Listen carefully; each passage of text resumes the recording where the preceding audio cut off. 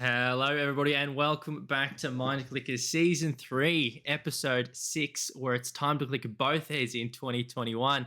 I am joined today by a very special guest, that is Tekcro, who is a graphic designer from the New York Subliners. How you going, man?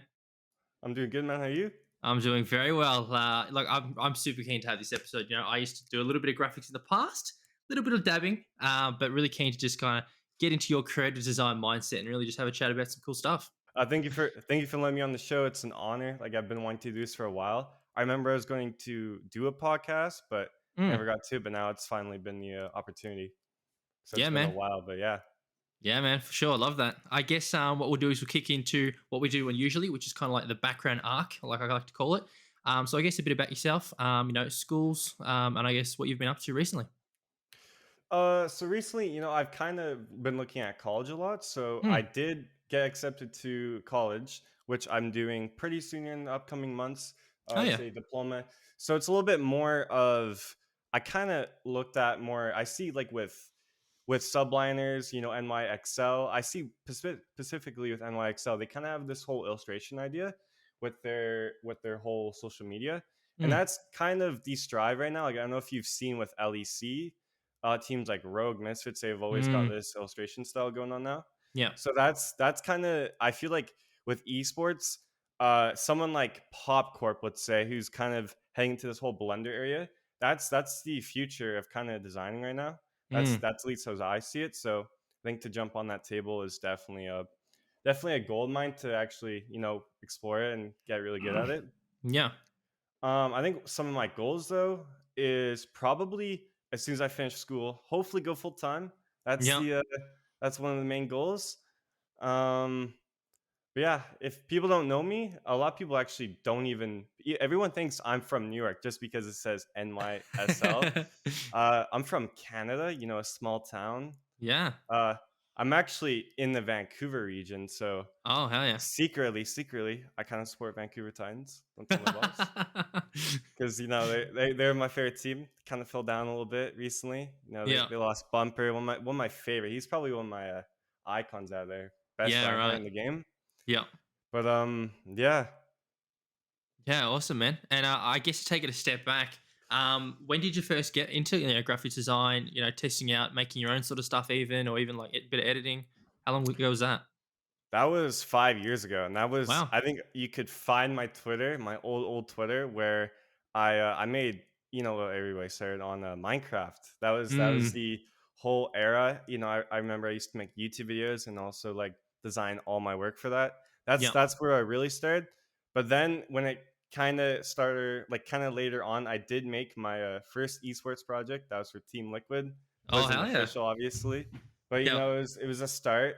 And when I kind of got to the area, it was more like I discovered Sesso, and everybody knows Sesso, one of Hmm. the biggest icons in the community itself.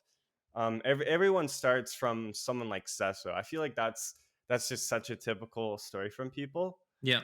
Um, but after I feel like he just kind of introed me to the whole esports area. But then after that, I kind of ventured off to just like my own work, Mm. and from there, that's kind of where I just took it from. And I mean, I've been pretty successful at it and doing it for like I think it's been a year and a half since I've even maybe 2 years almost coming up here since I started Mm. like the whole esports designing. Yeah. And I feel like I've definitely made a lot of progress, and Yeah. I've probably accomplished a lot of my goals, especially working for a team like Subliners. Yeah. That's a big one. Yeah. Hell yeah, man. And I guess when you first started, like even just dabbling in graphics, did you think that you would get to where you are now? No, I actually had a plan. I was like thinking I'm gonna get into like designing. I'm gonna do for fun, and I'm Yep. gonna go off and become like maybe a carpenter, maybe do something with AutoCAD, like the whole 3D programs, designing. Yep. I kind of thought that, and then I kind of just started to see like the opportunities arise from everywhere, and there was just like so much. Mm. So now I've kind of just put my full attention into focusing on this because it will be the future. Like esports is growing fast, the industry is Mm. going getting bigger and bigger every day. So Yep. there's a lot more opportunities coming, and they definitely need a lot more people in the future. Yeah, for sure. Yeah, I wasn't too sure. I know that a couple of graphics designers, like we got a couple for the Renegades. um, where I'm Destroyed. on board with. Yeah, for sure, we got destroyed. But it's a very interesting area because I used to do a bit of graphics back in the day of Cybergamer. We used to have a Black Ops 2 team, and I used to try and do like the team graphics and stuff, but didn't look that good. But it looked all right. That's like 10 years ago almost. Yeah, long time, man, long time. Like Back in the Modern Warfare 2, Black Ops 2 days. I remember the whole esports era way back. It Mm, was either I don't know if you remember, but there was like teams like Elevate where it was just a trendy like grunge style. Like 100 Thieves had that whole grunge style. yeah, Like 100 Thieves Alpaca, he had that whole. It was a whole like it was just whole style everyone was into. yeah, And then there was either you're on the grunge side or you just had this like infamous layer packing style of just like it looked really clean, yeah. but really complex at the same time. Yeah, for sure. And I guess, you mentioned just briefly in regards to the future of graphics, how far do you reckon we can push it? Because I was thinking, like, in terms of graphics, we could start getting into like a lot more 3D sort of like actual augmented reality graphics. Where can we take graphics, do you reckon? I think if we take a step back and if you look at there's like I feel like if you go into a bookstore, you just start looking at all the covers. Yeah. I feel like for bigger companies like LEC, the ideas are unlimited. There are so Mm, many like ideas because it's a poster. A poster is kind of like a book cover almost, yeah. and the simplicity. Like I wish I have a few examples upstairs, but Yeah. the simplicity of that whole designing, it's kind of like illustration. I think that's one of the areas we need to definitely venture in. Mm, Obviously 3D is a huge one. That's kind of coming up right now. A lot of yeah. people are doing that. One which is Popcorp. Really, like I'd say he's probably by far one of the best I know right now. He Mm-hmm. works he works for Misfits and Florida Mayhem and a bunch of other organizations within that. Yeah, for sure. Now, is like the graphics circle like a close knit circle? So obviously, like, does everyone within like the top tier esports organization, graphic designers, do they all know each other? It's kind of like a circle you've guys got. I feel like when it comes to sublines, I feel like I know every guy who works at like Envy or Yeah. Dallas Empire, and Mm-hmm. especially a lot at Rocker, which is Yeah. known. Okay. I feel like I don't know really any like I feel like some of the unknown ones is Washington Justice. I've never like I only know one guy which I'm Right. friends with, but I Yeah. don't know anyone else. Like there's like Shanghai Dragons, don't really know many two people in Yeah. that Wow. area, but obviously within the US region, I think everybody's pretty connected. Yeah. Hell yeah. And I've been really interested in this. Is there a competitiveness of graphics? So, say for example, is there a need to make your graphics look better than like Rockers, for example, or is there kind of some competitiveness not within the game but actually within graphics? There's been like some competitiveness within the I'd say the Call of Duty region. Yeah. Uh, a lot of people haven't wanted to just like get like designer tournaments going. Literally, Mm. just designing itself, going at it. I feel like that's what the people want. I don't think graphics are really competitive for a lot of people. It's Yeah. just I think outside people just like want to have fun with that. Yeah, for sure. That's really interesting. Now, I guess the biggest thing that I kind of struggled back in the day was, kind of this idea of developing inspiration. Like, I could look towards online videos, or I could look towards, outside, or whatever people say nowadays. But where do you get your inspiration, and how do you kind of formulate that? I think my inspiration comes from I think one of my projects I worked on was it was for Clocks Esports and it Mm, was more of like a grunge style a lot of people haven't done. So I was kind of looking through I don't even know I think it was like around a few buildings, kind of saw this whole paint idea. yeah, Paint kind of after it gets old, it kind of looks shady. I wish I had a few examples of the designs, but yeah, that's one of the inspirations that kind of led me to this different grunge style for yeah, sure. One of my projects. Um, I don't know. There's like not really too many for me because a lot of it was like Sesso, and then I kind of just took my mm, own lead after that. And yeah, I mean, there's been a few like Albert, I mean Alberth, a few people within the Call of Duty region. Like there's the I forget who he is the art director of. He's the art director for Vancouver Titans and gotcha. Yeah, Seattle Surge. He's another one. I think he's in at least one of the top ones for me yeah, personally right now. He's one of the top ones. And there's what's his name? He is Raman something. I forget his name. He he's a big one too. I think he's probably at my top at least right now. Yeah. He did the subliners, all like the subliners designing, which is Mm-hmm. looks really good. Yeah. And he's probably by far my favorite right now. Yeah, hell yeah, man. And I guess when you come to, I guess, for example, not graphic design, but say for example, you're doing something creative, there tends to be some sort of generator. Now, do you like kind of use some sort of generator, like a color palette generator, to try and think, okay, I'm going to try and experiment with this now, or I'm going to try and experiment with these colors? Is that something that you kind of go through? Not necessarily. I think Yeah. when you're working, like a lot of people do fan projects and stuff. They Mm. kind of just need to work with like the same color palette. But Yeah. there are people who I don't know. It's called this like reverse esports color palette where people Right. will try and make like optic gaming, with a red color instead of its green. Ah, There's been gotcha. I've seen that on Twitter quite a bit. Interesting. So Yeah. there's not really too many people, but I think for color palettes, I think if you were to say like who has the best color palettes, Mm-hmm. probably someone like Florida Mayhem who goes with like the pink and the light blue, which Mm. is like really good right now. Yeah, for sure. Something that's really vibrant, pops to the eyes, is appealing. Yeah, yeah. Yeah, for sure, man. I guess that's the ultimate goal for all graphics, right? Oh yeah, it is. Now, when I was doing graphics back a little while ago, there was this kind of common tenacity for, I guess, not really people to copy, but people to kind of take similar ideas. Now, does that sort of happen, within the obviously the top tier levels? Yeah, there's been a few. I don't want to mention. I don't want to call out like a few Yeah, no teams. stress. But Rise Gaming had kind of some of their designs copied. That was one of my. That Mm-hmm. was actually just like yesterday I saw that, Yeah, and one of the guys over there, Raw, tweeted about it. Um, I've had a lot of people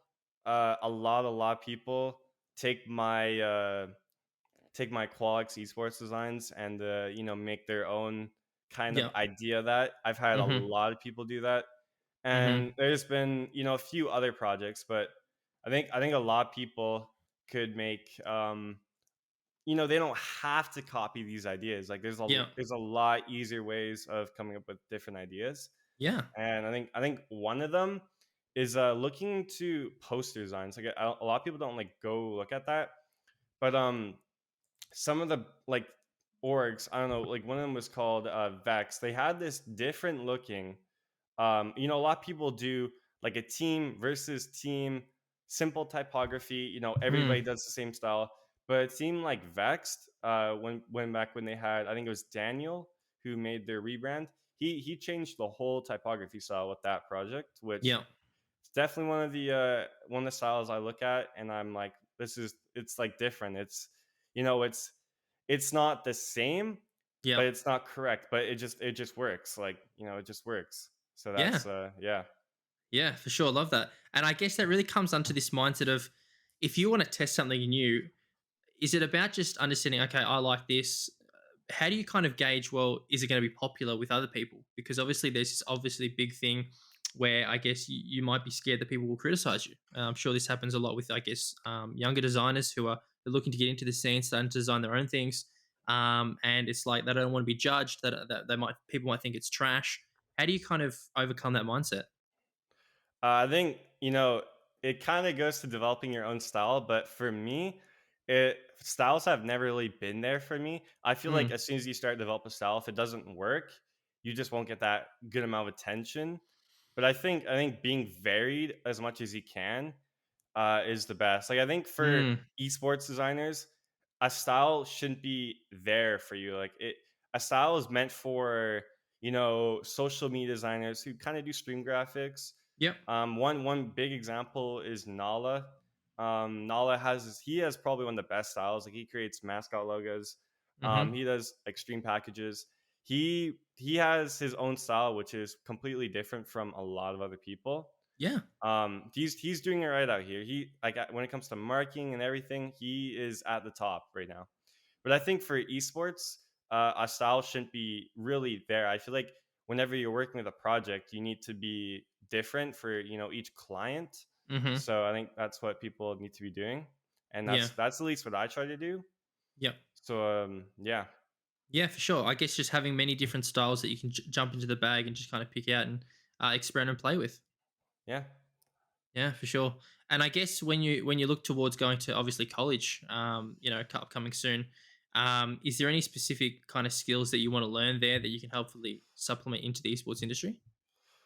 The whole big one is illustration. That's going to be one of the biggest ones, and a lot of people, and at that college specifically, they do Yep. a lot of 2D illustration animation, which is Wow. not. It's not what people see. Like I think Overwatch League has that kind of like 2D style, which is pretty big for them. Mm-hmm. And I think that's one of the areas that I definitely want to look more into because I Yeah. feel like the whole simplistic 2D style um, definitely separates you from other people. Yeah, for sure. Yeah, that's really interesting. I've definitely noticed. I really like Overwatch's graphics design. That feels really clean. I think Blizzard as a whole really does kind of stand out and just pop to the eye. But I guess that's why they are so appealing as well. Yeah. Sure.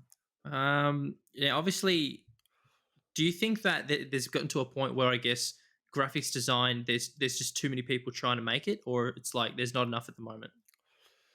I think for right now, the market itself is pretty oversaturated, and that's why Hmm. I think someone like Popcorn. I always go to this guy. Yeah. He he didn't really do I didn't really see him do like illustration at least. I mean he probably does. I just didn't see it. Yeah. But someone like Popcorn who does like 3D and illustration has has kind of set himself to a different bar to a lot of other people. I think Mm. a few orgs that are like that is like Paper Crowns. Like if you work for Paper Crowns, you're really good at what you do. Uh, Paper Crowns has done it different out here, so Mm. that's one of the things. And another is that a lot of people nowadays are trying to create a lot of the same things, which is what I see. Mm. um and it's not really catching anyone's attention. Like Right. maybe if you're just like a person who wants to get like a rebrand or some design done, yeah. But if you're a company, you need to have like a whole different whole different graphics done compared to like any of the competitors. That's that way it sets you different within the market. Yeah. And if you do the same thing, it just it makes it oversaturated. And I think that's what a lot of people are doing right now. But there's people are definitely looking differently in the market that will they'll definitely rise up in the future. Yeah, for sure, definitely. And I guess when I'm not sure if you do any like outsourced freelance work or anything on the side or anything like that. Do you? Uh, Not too much anymore. Mm, I kind of stopped taking a lot of client work gotcha. or freelance. Because I think when it comes to creating a job, I think you need to. A lot of people are like they'll just take whatever work they can. I think I need Mm, to. You gotta set your bar higher, like way higher, yeah, and that will create a lot more opportunities for you. yeah. No, I agree with that. I definitely like that mindset to, I guess, obviously be within that top elite kind of graphic standard for sure, man. Yeah. Love that. Um, and it really kind of reflects back, I guess, when I was doing graphics, even recently when I've been doing some graphics for Mindclickers as well. Just trying to work through it and kind of build, my own style. But then also because obviously I'm very within the esports area, I can see like so many different teams, and it's tricky to not really use them for inspiration, but try and develop my own style. So I can definitely understand from a graphics design perspective, especially for someone who's really trying to get into the scene. Um, you know, 14, 15 year old really trying to build up their own portfolio. That could be difficult. Oh yeah, it can be difficult, and I think my hugest tip for a lot of people is look at what everyone is doing and just do the complete opposite. Like if you had Mm. like an inverse option in Photoshop, just hit that button, just create something completely different to what people are doing. Like Yep. I think one of the teams that did that was Exit kind of started making their graphics, more looking like thumbnails. But Mm. a lot of people are like, oh, this looks horrible. It's genius marketing because who actually does it right now? Yeah. Like like thumbnails are pretty much an attention grabber, and they're getting your attention super easy like that. Mm. Yeah, for sure, definitely. That's really interesting because yeah, obviously thumbnails has their own kind of specific design pattern. So if you can use that and incorporate to the standard, then that'd be pretty cool. Yeah, and that's what I think his name's Zach. He's over at Exit. Yeah, for sure. Now, just briefly, that I mentioned that the word portfolio. Is it important to build your portfolio so that you have some sort of established, kind of collection of what you've done in the past? Oh yeah, you definitely need a portfolio. I think getting a website too is one of them. Mm. But depending what you're trying to do, like let's put Sesso. He works for 100 Thieves. He makes content. Like I think he's at the top. Mm-hmm. He's just on a different level. Some people don't have time for that, so you kind of have Yep. to choose. Like I feel like someone like Edward, for example, Edward DZN. He's pretty Mm-hmm. big over on YouTube. He does a lot of tutorials, helps a lot of people. Yeah. He focuses a lot more on content. Whether, me, I kind of, I poke my head in, maybe do a few little videos here and there. Mm. Um, but a lot of times I'm pretty focused on building my portfolio and, Mm-hmm. working within the industry. That's my main focus, but Yep. whatever fills your boat. Yeah, for sure. And do you think that in the future you'll look to expand the more side of content creation? Yeah, I'll definitely be looking at that. But Mm. right now with like, time, college, all that, definitely very limited to what I can, do within a day. Yep. So hopefully in the future after that, that will definitely come around.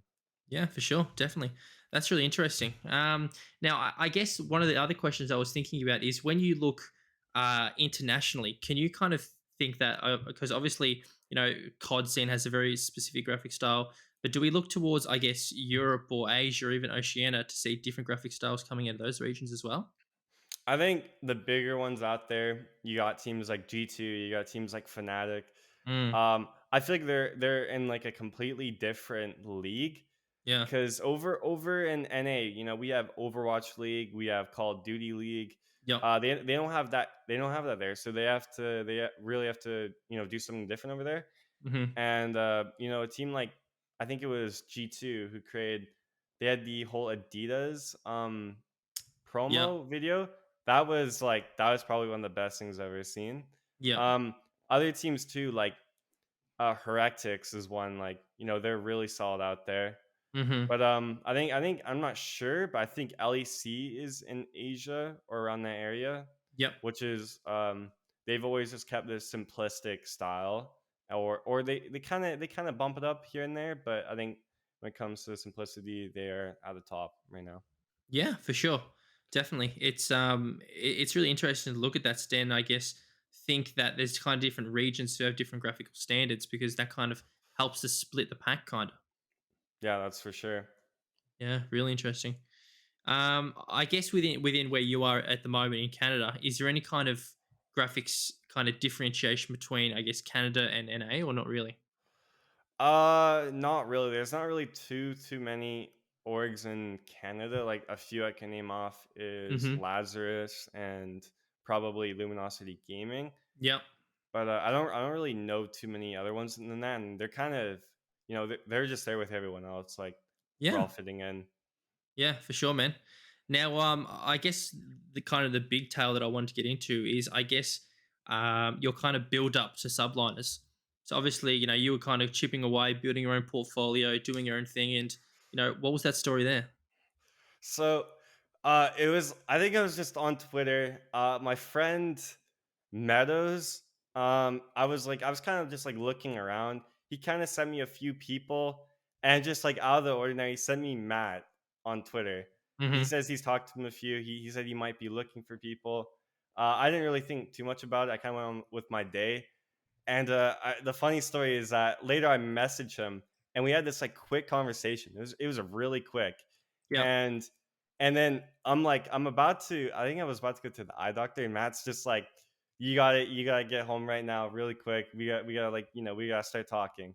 Yep.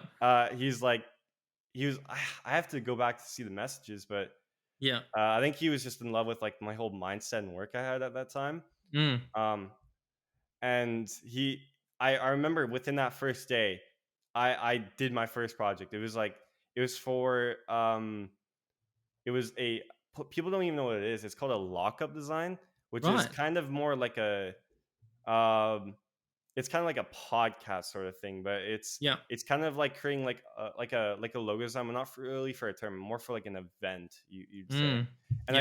I created my first one, and it just hit off, and from there, I started slowly working with them, Yeah. and I think it's been over 3 months, 2 months now, and it's been, it's been going phenomenal. And I remember within those days, when I started working for them, it was like I think I can do this as like a full time thing now. I feel like I Yeah. can make it now, and that's and since there, I think my whole mindset has just changed about Mm-hmm. esports. Like I feel like people look at brands nowadays, like all everyone who tries to be creative.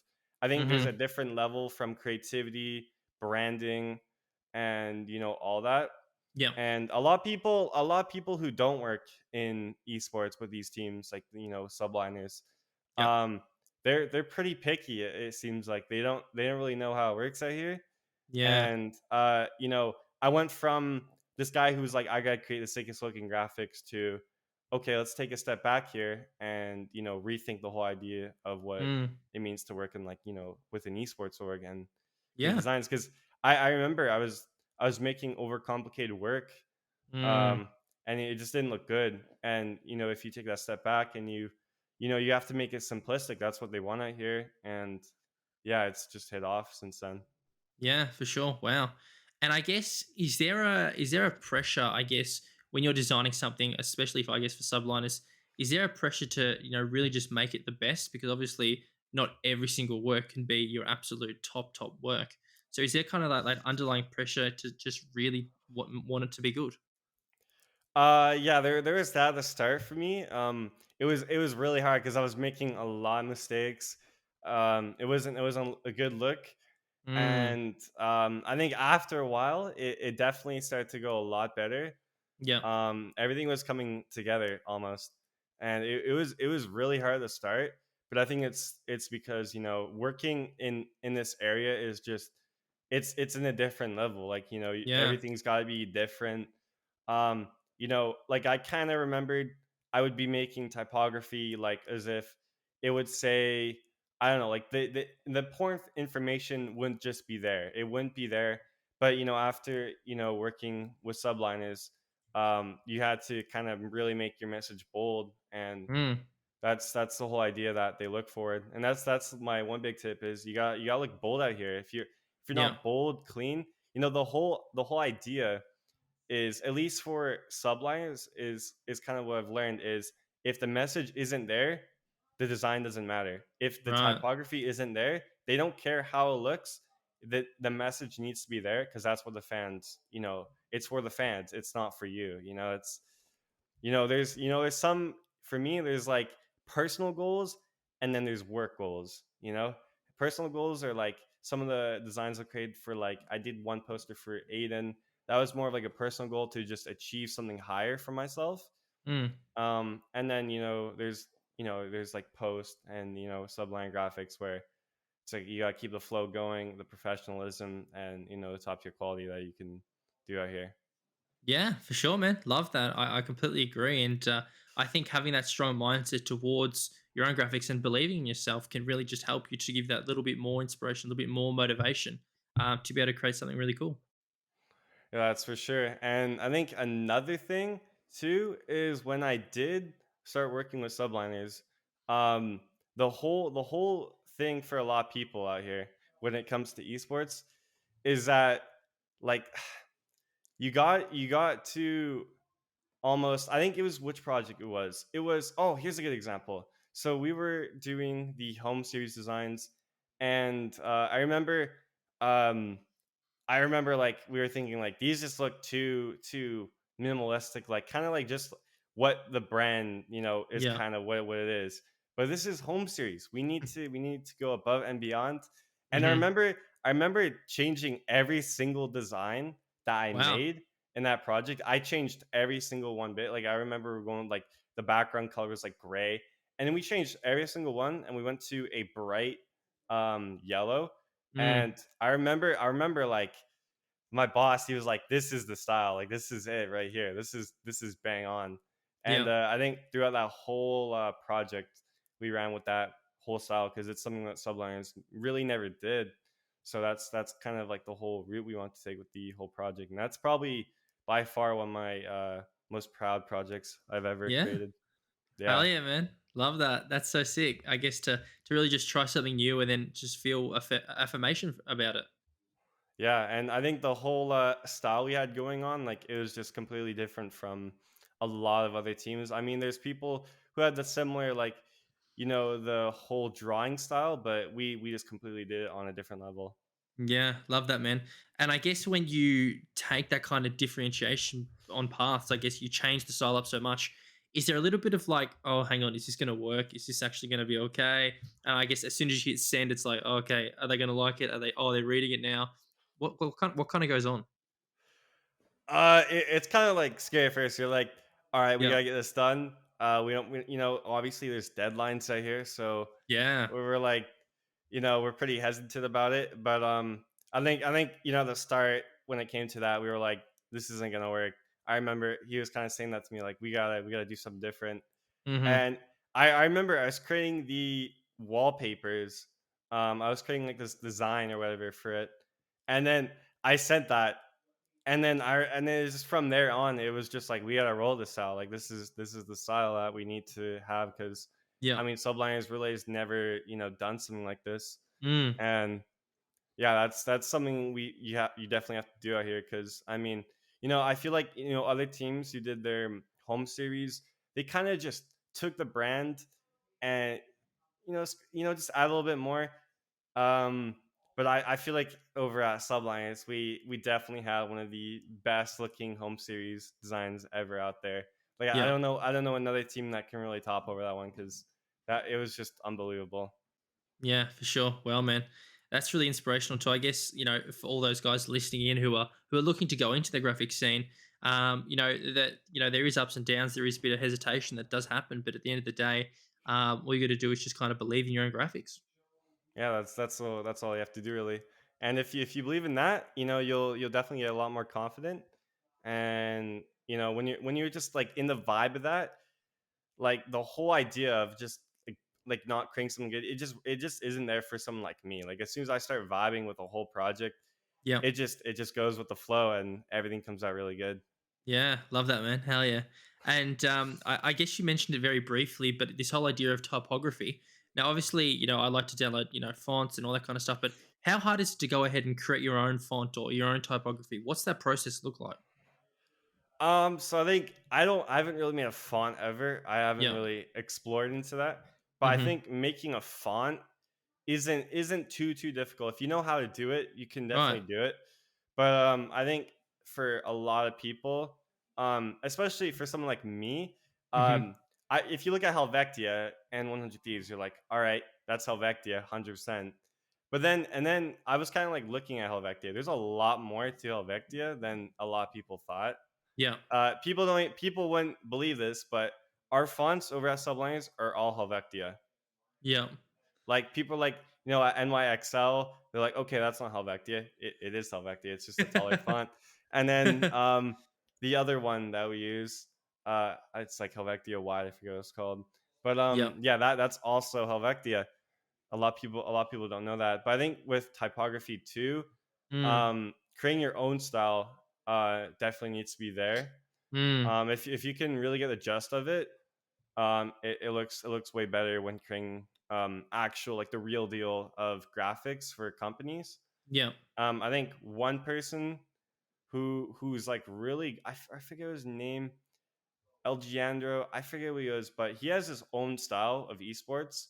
And I don't know, like I think when it comes to the typography style, he definitely hits that spot. Yeah. Maybe not industry level, but for a lot for like the whole just typography in general, the message is clear and he's got good right there. Yeah. Wow, for sure. And I guess obviously, how important is to choose the right font? Because obviously, you want it to be readable, you want it to be bold, but how important is to actually just choose the right font for the right design?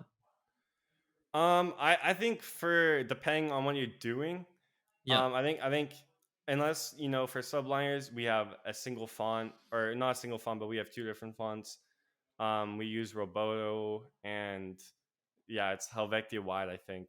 Yeah. I think, for a lot of other companies, it just depends how your style of graphics are. Mm. Um, Someone like Rise, like their fonts are super duper tall, but that's how they go over there. And I think Yeah. Rise definitely, they look really good with that kind of style. But I think for a lot of people, maybe a good org example is Heretics. They go with a tall and a short font, Mm. and depending on the information you're displaying, it can be really good, or you could really screw it up bad. Yeah. But Heretics, like their old style, they would have like a whole side of information, and they were making it fit super well. Like the bold message need to be there. You had multiple ideas going on within it, and it Mm-hmm. looked super different to pretty much any other team that was going Yeah. on. That's one thing too. Heretics has probably one of the most different graphic styles out there compared to any other org, especially their older ones. Their new ones, they follow, they kind of go with orange a lot more, but their Yeah. older ones, nothing compares to their whole typography and colors, because they were doing like pink for some like designs, and Yeah. whoever does that, like you're like, oh, that's heretics right there, you can't really miss them. Mm-hmm. Yeah, for sure. And I guess the final thing I wanted to ask, obviously, in terms of that style, when you've established that style for such a long time, how hard is it then to change like color scheme? Because obviously, you brought up the yellow with subliners, but then if a brand's already established, is changing color scheme this whole massive thing, or is it just like, okay, we're changing colors? I think one example is NIP, Yep. and I think some teams that kind of failed to do that. I mean, not really failed, but in terms of branding, I feel like Hellraisers. If I don't know if you know, they literally have eyebrows for their Yep. whole. That's literally their whole design, pretty much. They Yep. kind of screwed up. They screwed up bad, but one of the extremely successful ones, I would say, is someone like, or a team like, I think Dignitas. Dignitas is one for sure. Like Mm. they go with yellow and red. I mean, Yep. the red doesn't really fit as much, but it definitely works. And they're definitely one of the teams out there that they're probably one of the best looking rebrands. Another one, NIP. They went from this brownish, kind of light brownish color to like pretty much like green, or a full on, you Yeah. know and they definitely they came out on top with that. Like I feel like their whole old branding just kind of felt like it was just there, but Yep. then now their colors are super vibrant, and it looks really good on them. Yeah, for sure. Oh man, love that. I guess as we turn off the keys and roll down the slope towards the end now, obviously we have a lot of, the audience on Mindclickers is quite diverse. It's quite varied.